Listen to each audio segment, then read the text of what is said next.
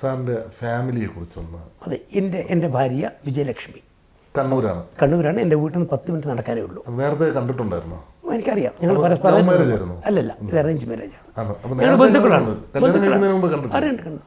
അതേപോലെ ഇൻസിഡൻ്റലി കല്യാണം കഴിഞ്ഞതിന് ശേഷമാണ് ഞാൻ അറിയണത് ആ കുട്ടിയും ആ സമയത്ത് ബാലവിഹാർ മെമ്പറായിരുന്നു. ഞങ്ങളുടെ വയസ്സിലെത്തി 5. അപ്പം ചിലപ്പോൾ ഞാൻ 10 വയസ്സുള്ളപ്പോൾ ആ കുട്ടി 5 വയസ്സായിട്ട് ബാലവിഹാർ മെമ്പറായിട്ട് അവിടെ ജന്മ മിഷൻ ഉണ്ടായിരുന്നു. അതും അതെ, മകളാണ്. അവൾ ഗായത്രി നമ്പ്യാറാണ്. അവർ കല്യാണം കഴിച്ചു ഇവിടെ എന്നെ ബോംബെയിൽ താമസിക്കുന്നു. ഷീസ് ആക്ച്വലി എന്നെ ലോ ഗ്രാജുവേറ്റ്. അത് കഴിഞ്ഞ് മാസ്റ്റേഴ്സ് ഇൻ ബിസിനസ് ലോ, പിന്നെ post graduation in intellectual property rights. ഇപ്പോൾ മാസ്റ്റേഴ്സ് എടുക്കുന്നു.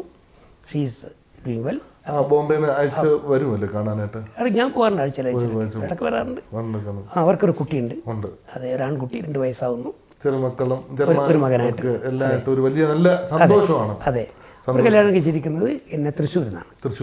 അതെ, തൃശ്ശൂർ ജില്ലയിൽ എന്നെ മകളുടെ ഭർത്താവ് വർക്ക് ചെയ്യണത് ഈ മോർഗൻ സ്റ്റാൻലി എന്ന ഒരു അമേരിക്കൻ ബാങ്കിൽ വൈസ് പ്രസിഡൻ്റായിട്ട് ജോലി ചെയ്യുന്നു. Well settled.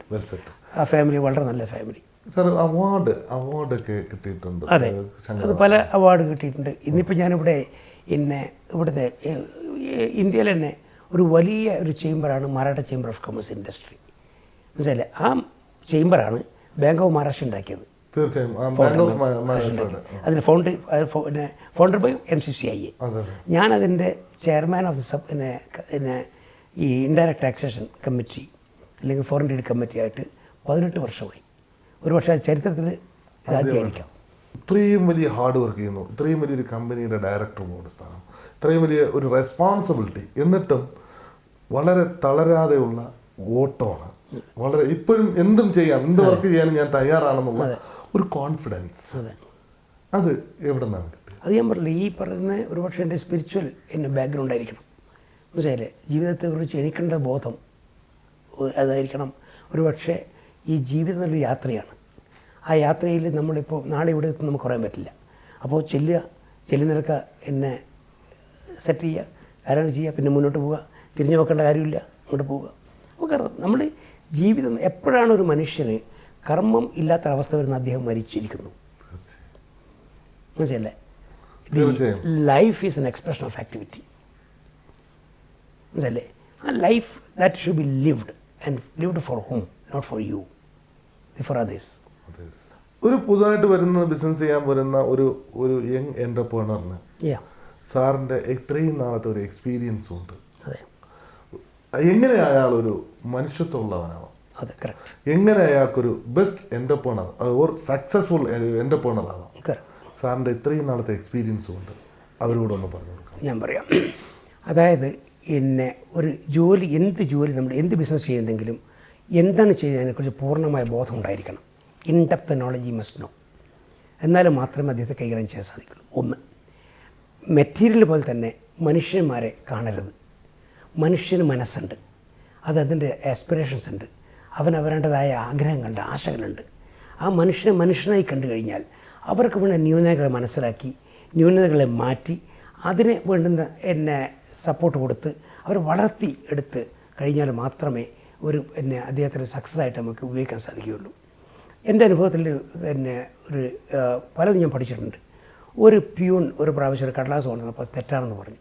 അത് 3 പ്രാവശ്യം കൊണ്ടുവന്നപ്പം ആ ഓഫീസറായിട്ട് ചീത്ത പറഞ്ഞില്ല. അപ്പോൾ ഞാൻ ചോദിച്ചു എന്ത് പറ്റി? അയാൾ പറഞ്ഞു അദ്ദേഹം ഒരു പ്യൂണാണ്, അദ്ദേഹത്തിൻ്റെ ശമ്പളം അത്രയേ ഉള്ളൂ, അവൻ്റെ ബുദ്ധിയും മനസ്സൊക്കെ അത്രയേ ഉള്ളൂ, അപ്പോൾ അവനെ പ്രാപ്തി കൊടുത്തു കഴിഞ്ഞാൽ അത് ചെയ്യാൻ സാധിക്കും. അങ്ങനെ പറഞ്ഞ് അതിൻ്റെ അനുഭവം ഞാൻ മനസ്സിലാക്കിയത്, നമ്മൾ എന്താണ് ഒരാളിൽ നിന്ന് പ്രതീക്ഷിക്കുന്നത് ആ നിലവാരത്തിൽ അദ്ദേഹത്തെ കൊണ്ടുവരാനുള്ള ഉത്തരവാദിത്വം ഈ ഓണറിനുള്ളതാണ്. അങ്ങനെ ട്രെയിൻ ചെയ്ത് മനസ്സിലാക്കിച്ച് കൊണ്ടുവന്നു കഴിഞ്ഞാൽ പിന്നെ നമുക്ക് വേണ്ട തരത്തിൽ അവരെ യുക്തിപൂർവമായിട്ട് ഉപയോഗിക്കാൻ സാധിക്കും. വളരെ വളരെ സന്തോഷം. നല്ലൊരു അഡ്വൈസാണ് സാറ് നമ്മുടെ പ്രേക്ഷകർക്ക് വേണ്ടി കൊടുത്തത്. ഒരു യങ് എൻ്റർപ്രണറിന് അയാൾക്ക് വേണ്ട എല്ലാ കാര്യങ്ങളും സാറിൻ്റെ വാക്കുകളിൽ നിന്ന് മനസ്സിലാവും എന്ന് ഞാൻ വിചാരിക്കുന്നു. വളരെയേറെ തിരക്കേറിയ ഈ സമയത്തും ഒരു കൂട്ടി പറയാനുണ്ട്. Nobody should be arrogant of the wealth, resources, knowledge of anything. Nothing belong to you. തീർച്ചയായും. That you perceive that is yours, it is not yours. So if you are not arrogant with your resources, either wealth or mind or knowledge or this thing, you will be able to work as an absolutely with humility. You will be able to be a successful person. Successful Entrepreneur. തീർച്ചയായും വളരെ സന്തോഷം sir. ഇങ്ങനെ ഒരു message മനസ്സിൽ എവിടെയൊക്കെയോ തട്ടി നിൽക്കുന്ന ഒരു മെസ്സേജാണ് ഇതൊക്കെ. എവിടെയൊക്കെയോ നമ്മളെ ഉണർത്തുന്ന മെസ്സേജാണ്, ഉന്മേഷം നൽകുന്ന ഒരു മെസ്സേജാണ് സാർ ഇപ്പോൾ നൽകിയത്. തീർച്ചയായും വളരെ തിരക്കേറിയ ഈ സമയത്തും ഞങ്ങളുടെ പ്രേക്ഷകർക്ക് വേണ്ടി സാറിൻ്റെ വിലയേറിയ സമയം അനുവദിച്ചു തന്നതിൽ ഞാൻ വളരെയധികം നന്ദി രേഖപ്പെടുത്തുന്നു. വളരെ നന്ദിയുണ്ട്. ഒരു വ്യവസായിയെ ഇൻ്റർവ്യൂ ചെയ്യണം എന്ന് കരുതി ഇവിടെ വന്നപ്പോൾ ഈ യാത്രയിൽ ഞാൻ സാറിനെ കണ്ടുമുട്ടിയതും സാറിനെ ഈ ഇൻ്റർവ്യൂ ചെയ്ത ഈ അരമണിക്കൂർ സമയം സാറുമായിട്ട് സംസാരിക്കുമ്പോൾ ഞാൻ ആത്മീയത കണ്ടു, സത്യസന്ധത കണ്ടു, മനുഷ്യത്വം കണ്ടു, മാതാപിതാക്കളോടുള്ള ആദരവ്, ബഹുമാനം ഞാൻ കണ്ടു. സ്വന്തം പിതാവിൻ്റെ പ്രവൃത്തിയിൽ എനിക്ക് കിട്ടിയതാണ് ഇതൊക്കെ, ദൈവമായി എനിക്ക് തന്നതാണ്. അദ്ദേഹം ചെയ്തിട്ടുള്ള സൽക്കർമ്മങ്ങളിലാണ് മക്കൾക്ക് തീർച്ചയായും കിട്ടും. ഒരു പിതാവ് ചെയ്യുന്ന സൽക്കർമ്മങ്ങൾ തീർച്ചയായും മക്കൾക്ക് കിട്ടുമെന്നുള്ളതിന് യാതൊരു മാറ്റമില്ല. എന്തൊക്കെ കാര്യങ്ങളെന്നറിയോ ഈ വാക്കുകളിൽ കൂടെ നമുക്ക് പഠിക്കാനുള്ളത്.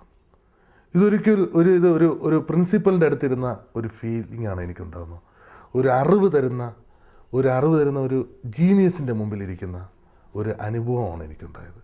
നിങ്ങളത് വളരെ ശ്രദ്ധിച്ച് ഈ പ്രോഗ്രാം കാണുകയാണെങ്കിൽ ഒരുപാട് നല്ല വശങ്ങൾ നമുക്ക് മനസ്സിലാക്കാൻ കഴിയും. വേറൊരു കാര്യം ഞാൻ എടുത്തു പറയാൻ ആഗ്രഹിക്കുന്നത്, സാറ് പറഞ്ഞ എൻ്റെ ഇത്രയും നാളത്തെ വ്യക്തി ജീവിതത്തിൽ ഒരു ദുഷ്പേര് പോലും ഉണ്ടാക്കിയിട്ടില്ല. എന്ത് മനോഹരമായിരിക്കുന്നു ആ വാക്കുകളെന്നറിയോ. ഒരു വ്യക്തിയുടെ ജീവിതത്തിൽ ഒരു ദുഷ്പേരുമില്ലാതെ മനുഷ്യത്വത്തിൻ്റെ മാത്രം എന്താണ് ഹ്യൂമൻ ബീൻ എന്ന് പറഞ്ഞുകൊണ്ട് ജീവിച്ച ഒരു ജീനിയസ്. അദ്ദേഹത്തിന് എല്ലാവിധ നന്മകളും സർവേശ്വരനും നൽകട്ടെ എന്ന് ആത്മാർത്ഥമായി ഞാൻ പ്രാർത്ഥിച്ചുകൊണ്ട് എൻ്റെ വാക്കുകളൂടെ അവസാനിക്കുന്നു. നന്ദി, നമസ്കാരം. പ്രകൃതി മനോഹരമായ 100% സാക്ഷരതയുള്ള കേരളത്തിൽ നിന്ന് ഇവിടെ പൂനെയിൽ വന്ന് എന്നോട് ചില ചോദ്യങ്ങൾ ചോദിച്ച് സംവദിച്ചിരിക്കുന്ന ഈ കേരള വിഷൻ മുഖാന്തരം എല്ലാവർക്കും നന്ദി, നമസ്കാരം. ഇനി പ്രേക്ഷകരോടുള്ള ചോദ്യം, ഈ ചോദ്യത്തിന് വളരെ പ്രസക്തി ഉള്ളതുകൊണ്ടാണ് ഞാൻ ചോദിക്കുന്നത്. കാരണം ഈ എപ്പിസോഡിന് ആവശ്യമുള്ള ഒരു ചോദ്യമാണ്. ചിന്മയ മിഷൻ്റെ ആസ്ഥാനം എവിടെയാണ്? ചോദ്യം ഒരിക്കൽ കൂടി ഞാൻ പറയാം. ചിന്മയ മിഷൻ്റെ ആസ്ഥാനം എവിടെയാണ്? ഈ ചോദ്യത്തിന് ശരി ഉത്തരം ഇനി പറയുന്ന ഫോൺ നമ്പറിൽ ഞങ്ങളെ വിളിച്ചറിയിക്കുക. ഞങ്ങളെ വിളിക്കേണ്ട ഫോൺ നമ്പർ 0484231778 അല്ലെങ്കിൽ 83. ഫോൺ നമ്പർ ഒരിക്കൽ കൂടി 0484231778 അല്ലെങ്കിൽ 83.